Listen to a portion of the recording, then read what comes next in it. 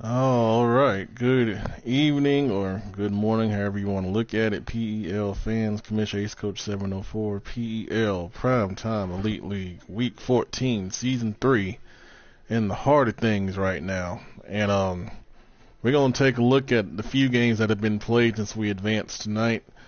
And then we're going to look at a detailed look at the playoff chase as we're at that part of the year where everyone's kind of wondering, where am I at? Do I have a chance? Should I even care? All that good stuff. So once I get this shared out to everybody, or if you're up, we'll jump into it right here. Alright, so right now you see on the screen what we got. Ben did a pretty good job earlier of going through his predictions and checking who's important and who's not really important in the race. So we'll just kind of go through the game results. Jags over the Packers here, 30-0. Pretty much tells the story right there. 8 turnovers. Good Lord. 8 turnovers and then 4 turnovers and you win by 30. Okay, let's take a look. Green Bay, interceptions. Went with Luck and then he put in Shea Patterson. Rodgers didn't have a good day either with 4 interceptions, but I guess when you get 8 back, it kind of balances it out. Harris with a good game on the ground. Luck with the 2 fumbles. I would say 2 touchdowns. I read that wrong. 99 yards for Harris. And then receiving, Chark with another big game, 6 for 154. I imagine that was against man coverage. I know Gabe likes to run that man coverage and try to get pressure, so you gotta have a plan for that because Jeff's gonna throw the deep ball, several times a game.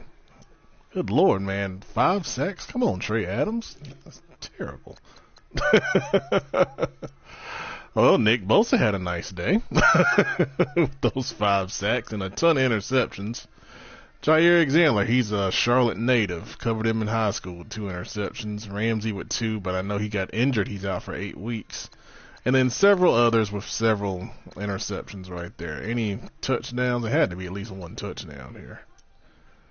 We had 2. Miles Jack and A.J. Boy. Alright. So Jeff's All-Stars win. This was a bit surprising, but I told y'all Cody was gonna, be underway to make a run, and, this sends a message right here. 49-16. I thought this was a pretty evenly matched game going into it. The Cowboys with 7 turnovers. I tell you, always talk about the turnover battle. That's the thing that makes the difference. 4 interceptions for Prescott. Rosen with a good day. 4 touchdown passes, 252. Not much rushing on either side. Oh yeah, rookie receiver Harry starting to come together. 3 for 107, 2 touches. Moncrief over 100 yards as well. And then defensively, we should see some nice numbers here. B.J. Hill with a couple sacks. And then several interceptions right there. Don't look like any of those were for touchdowns, though. So congrats to Cody on that victory. And game just finished up, and I see the Seahawks and Vikings are playing now. So let's see if they posted the stream. We'll get a live look in on that. On Sunday Night Football, the Panthers defeated the Broncos 17-10. This was a pretty, hard-fought game. The Broncos have a lot of talent. You guys remember the previous owner, what he did with them last year, before we had to let him go. You look at this game right here, wasn't a lot of running yards. Decent amount of passing yards on both sides. Turnovers were a big difference in this game. But I think it was a pretty, well-played game. I think a couple people watched it. Derek Carr did a good job. He did fumble once. He got hit 3 times, but 223, 13, and 19, and 2 touchdowns. Brissett with the 2 interceptions, those were big. That was probably the difference in the game. Running not much. McCaffrey couldn't really get going because of the way Broncos played defense. Carr did break out for a couple, and then Nick Chubb didn't get much on us either. Receiving wise, Stephon Diggs. He probably is the player of the game. 6 for 150 and a touchdown. He really made some tough catches when we needed him to move the chains. And then the touchdown was a nice bomb. He beat, I think, Roby in man coverage or some sort of zone or something. Turpin had a touchdown, the rookie sensation at 64 overall. On that touchdown, Lynch is right there, and he just tries to swat the ball. I thought it was an easy pick when I saw it. I didn't even switch to him. I thought it was that easy. But he's playing Tampa. We're playing Tampa 2, and the ball it's a streak down the sideline, and Lynch is in perfect position. He tries to swat the ball. He misses the swat, and he catches it. I'm like, what in the world, dude? Are you serious? And then Bird had a touchdown. He beat a guy in man coverage on the outside against a blitz. So some big plays in this game. When Denver gave up a few sacks, we got to the quarterback a good bit. That made me happy because we hadn't been doing that consistently. Tomlinson had a big game from the inside with 3 sacks. He's never played like that. And then Talley came on some blitzes that the Broncos run. He got his 2 sacks. But the big plays right here were Luke Kuechly's 2 interceptions over the middle. The last one sealed the game, and they were on about the 40-yard line going in and driving to try to tie and force it into overtime. And Luke made a nice play over the middle, and that cinched the game for us. All right, so those are the games that have been played. Let's see if the Seahawks and Vikings have posted a stream. If so, I'll give a quick update, and then we'll jump into all the lovely playoff scenarios going on. And nope, no stream posted. All right, so let's jump into the playoff scenarios and standings and all that stuff and projections and all that stuff that drives me crazy when I'm tired. We'll start with the AFC. Alright, so if the playoffs started right now, the Chiefs would be the 1 seed. Ravens would be the 2 seed. Colts would be the 3 seed. And the Dolphins would be the 4 seed. Well, that's easy. And then your wild card teams would be the Browns and the Texans based on what Madden says. But still in it are the Bengals, Jaguars. With that many people in it, I don't know if these 6-6 teams have a shot. They have to win out if they do. So you know what you got to do if you're one of those teams right there. And then by division, the AFC North, we got a Ravens with a 1-game lead on the Browns and the Bengals.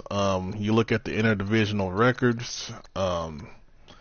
Ravens look good in that spot, 4-1 to 3-2 and 3-2 right there. I know the Ravens are playing the Colts in a big inter-conference matchup. That will be an interesting game right there to see. And then you go to the conference. If we're looking at the that conference tiebreaker stuff, all of them have 3 losses, but the Bengals have some more work to do to get more conference wins. So Ravens in the good spot right now in the division, but definitely a 3-team race that's going to come down to week 17.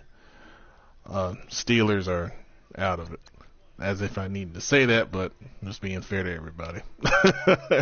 In the South, another 3-team race with the Colts at 9-3, the Texans at 8-4, and the Jaguars at 8-5. Like I said, the Colts and the Ravens are playing this week. That's a huge game for both of those divisions that we're talking about. All 3 of these teams are hot right now. You see them streaking, so they're getting hot at the right time of the year. In the division, you see the Colts and the Texans have the 2 best shots right there. So the Jags are really focused on wild card here with that divisional record.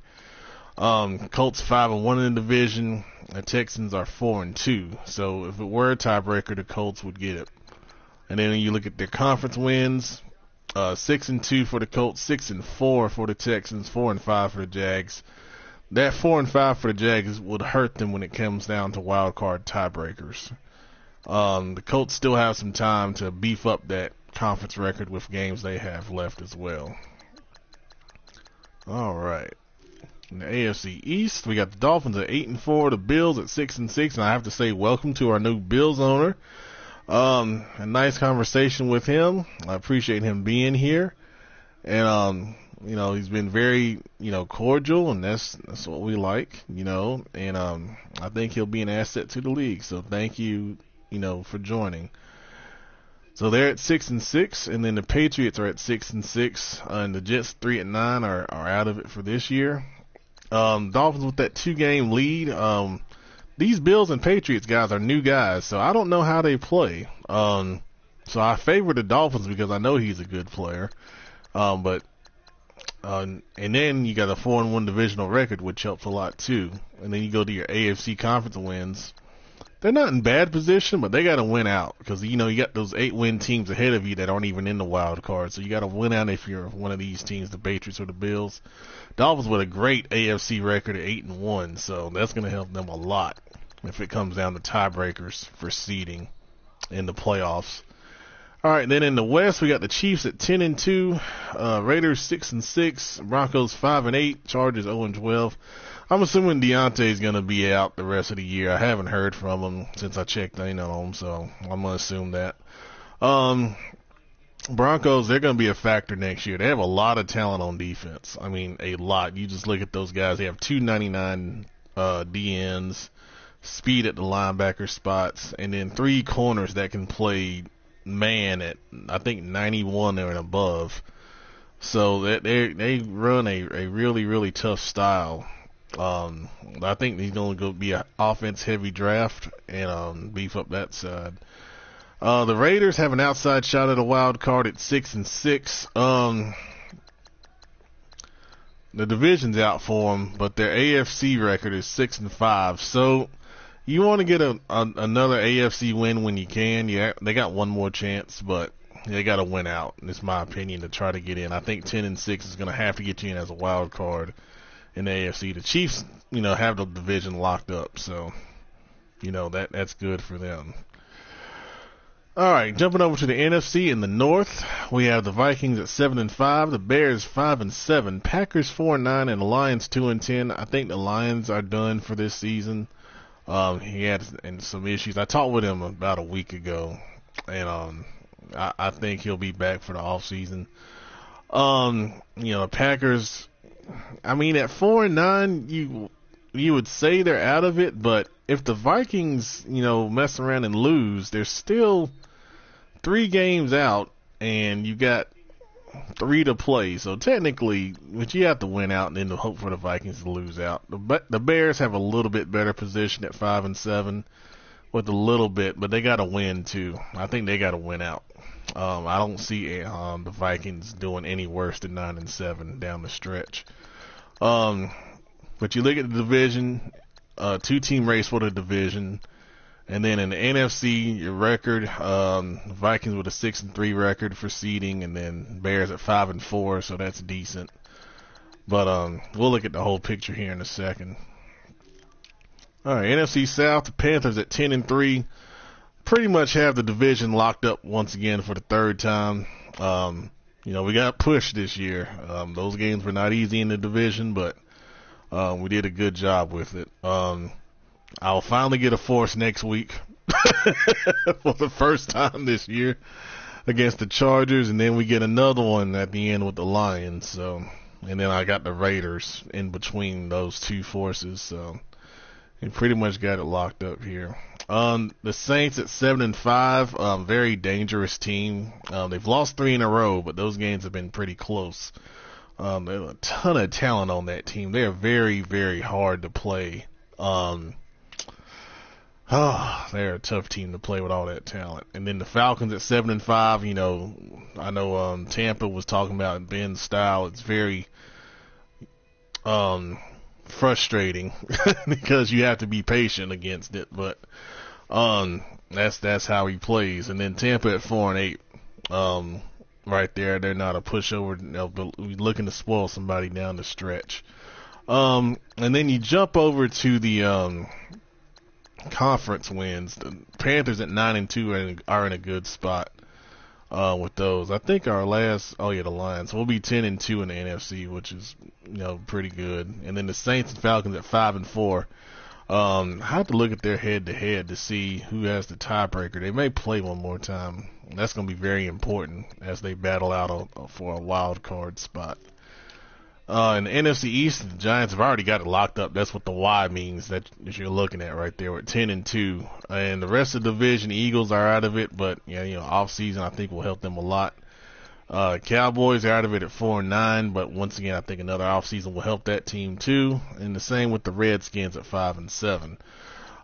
With the Giants at 10-2, their record in the NFC is 8-1, so that's very good as well. But you see, they have a lot of NFC games left, so they'll have to win those to keep that good mark going.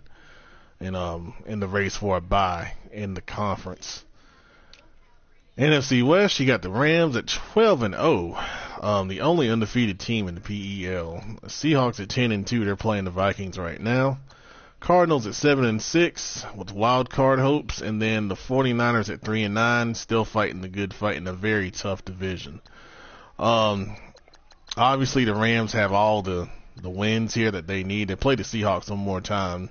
So the Seahawks do have some, divisional aspirations, but they'll have to probably win out to get it. And then the NFC record for the Seahawks is 7-2, so that's a good spot for them as well.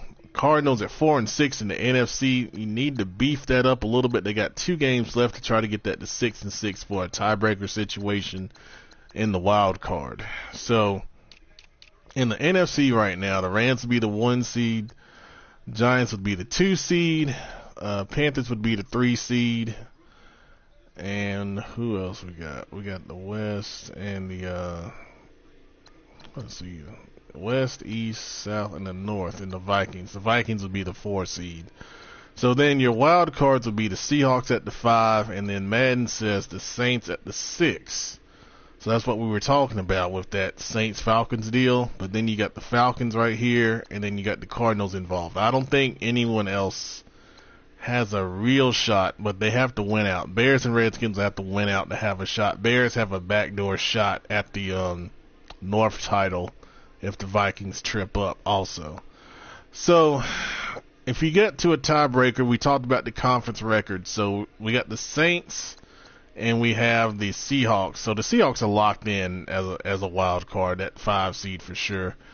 And then the 6, is between, in my opinion, Saints, Falcons, and Cardinals. So you look at those conference records. 4-6 for the Cardinals, 5-4 for the Falcons, 5-4 for the Saints. We're going to look at those 3 teams now coming down the stretch because that's a real tight race there. And see what they got to do. So we'll start with the Saints. The Saints have a pretty soft landing, I would say, if they play. The Raiders, Packers, Buccaneers, and then, that's a loser leave town match right there. Week 17 against the Falcons. Hey, that's what you want. You could determine your fate right there for the playoffs right there between those 2 teams. That would be a fun game to watch. And then let's go to the Cardinals. The Cardinals will have Patriots, Giants, and the 49ers. So that Giants game looms large as a big one right there. Patriots, we really don't know how good they are. But that's going to be a very, very huge game right there. And then the 49ers finishing up. Depending on what happens with Saints Falcons, that could give the Cardinals a shot. But, if they win 2 out of 3 right there, that's going to give them the 9-7. You got a shot. But you got to hope, the other guys trip up a little bit. And then the Falcons finish up with, let's see. They get a force this week with the Chargers. Then the Rams, and then the Packers. So, that's going to be a tough one with the Rams, but, if they're able to play their style, that could be interesting. We all know Madden doesn't like undefeated, so, the Rams might trip up there. And then the Packers, and then, we just talked about Week 17 with the Saints. So, really, really interesting times. That force in Week 14 is going to get them to 8-5, though. And then you got the Saints playing, I think, the Raiders. So, Blake has something to play for in the AFC also. So, hey, you never know. That could be really, really interesting coming down the stretch. All right. Let's take a look at the awards right now. What they would be if the season ended today. All right, of course, your league MVP once again for the 900th time in a row is Rashad Penny. Coach of the year, of course, Bugatti. Being undefeated, that's definitely deserved right now. And there's some other worthy candidates right there on the screen. And the AFC, your offensive player of the year, Nathan Blue, the rookie. He was the Boise State running back. That's interesting. That wasn't him last time, that's for sure. I know that. And you see the other candidates right there. Defensive player of the year, C.J. Mosley, of course. Uses that linebacker really well. Offensive rookie, Nathan Blue. Defensive rookie, Nick Bosa. We just saw he had 5 sacks in that game against the whoever they played. I can't even remember. It's getting late. Baker Mayfield, best quarterback. Nathan Blue, best running back. Tony Flash, best receiver, but DJ Chark's trying to catch him. Quentin Nelson, second best OL. Don't ask. I already told a story about that. I'll just get mad again. Nick Bosa, best D lineman. Deion Buchanan, best linebacker. Great user linebacker with the Bills. Quincy Wilson, okay, best DB with the Colts. And the best kicker, Austin Seibert for the 0-12 Chargers. Kicking a lot of field goals up there. All right, NFC Offensive Player of the Year, Rashad Penny. Defensive Player of the Year, Luke Kuechly. Oh, that's nice. He had a year off, but he had 2 user interceptions today, so maybe that helped him out. I have to use him more to try to get him that award so he could get skill points that I can't upgrade him with. Offensive Rookie of the Year, Justin Herbert with the Lions. Defensive rookie, Deontay Thompson with the Giants. I believe he's a safety, DB something, I believe. Best quarterback, Jared Goff with the Rams, but Derek Carr's coming. We're coming. We won't get it. Best running back, Rashad Penny with the Seahawks. Best receiver, Brandon Cooks with the Rams. Best OL, don't ask, Quentin Nelson with the Seahawks. Best D lineman, McKinley. He'll walk away with that easily. Best linebacker, Luke Kuechly with the Panthers. Best DB, Dante Action Jackson. That'd be nice. Dante has 9 interceptions, and he had one tonight, but he didn't get his second foot down in bounds, so he caught it out of bounds. I was hoping he'd get that. But best kicker, Caleb Sturgis with the Packers. All right.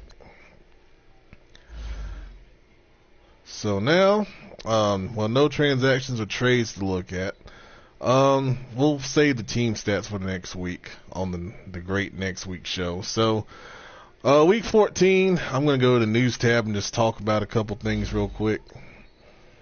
We'll be entering the playoffs at around this time next week, it looks like. Remember, in the playoffs, we do 24-hour advances, so make sure you schedule your games and post when you're playing, because in the playoffs, we are not as lenient, and I'm really not that lenient as it is. So, you guys that are new, you may not know me, but I like to keep the league moving. I don't like a lot of idle time. I don't like sitting around waiting on games. That's why, I really stress that you schedule your games when the schedule's posted, and then post when you're going to play, because that keeps everything on time with the league. When we have to go and chase people down, that's not a good thing, man. We want to keep it active. We want to keep it moving at all times. Remember, and I hadn't said this in a while because it hadn't happened. It's a testament to everyone in here. But remember, when there's issues in a game, DM, a commish. It can be me, it can be Jeff, the Jaguars, it can be Ben, the Falcons, Cody, the Cardinals, Ramon, the Rams, or Kyle, the Giants. I mean, we have plenty of commissions. Make sure you send us a DM if there's an issue. One of us is usually around, and we can talk about it that way. When you go out and start blasting people in the chat, it doesn't look good. That's not what we're about. And I appreciate the guys that stepped in today and corrected that immediately when that happened. We have some new guys. We tell them how we play here. We respect our opponents. We don't, try to run the score up. If the game is settled, you take a knee and you end the game in a graceful manner.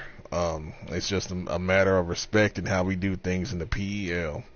And then if some guys don't fit that, then, we make changes and we move on. But, generally, everyone in here, does well with that. And if you're new and you mess up, we take that into consideration because you may not know. But then we correct it, and then if it keeps happening, then we, take it up, to the next level, and you guys know how we do things here. Once the Super Bowl is scheduled in the off season, we'll post the off season schedule, and you can plan for the draft and everything like that.